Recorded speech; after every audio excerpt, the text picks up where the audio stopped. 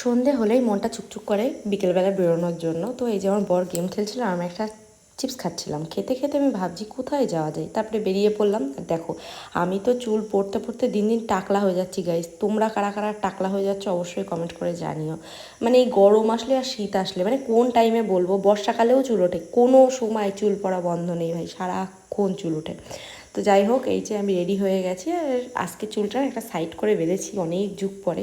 আমি তোমাদের বারবার এটাই দেখাচ্ছিলাম যে দেখো আমি টাকলা হয়ে গেছি। আর আমার বর এখানে বলছিল যে কাতলা মাছ এনেছি, দই কাতলা করবি।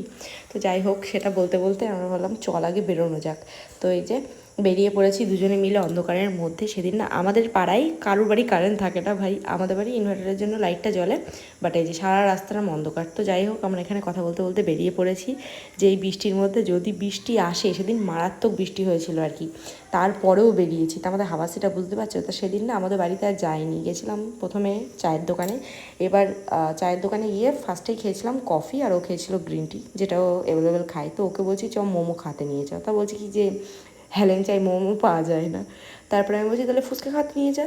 তো বলছি কিন্তু না, ফুচকাই হচ্ছে শীতকাল, মানে শীতকালে না, বর্ষাকালে ফুচকা একদম মানে নরম হয়ে গেছে, মানে ও খাওয়াবে না বলে সে ভুং ভাং বলছে। তো আমি কাকে বিয়ে করেছি ভাই, এরকম বলে কেন।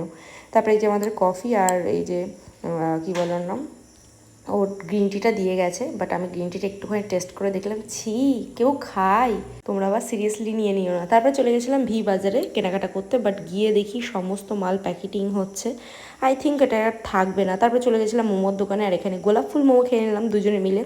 মোমোটা ভালোই টেস্টি ছিল। আর কোনো তো দোকান নেই, কোথায় যাবো, রাত 9:30 বাজে তখন। তারপরে নিয়ে নিলাম দুটো স্প্রিং রোল।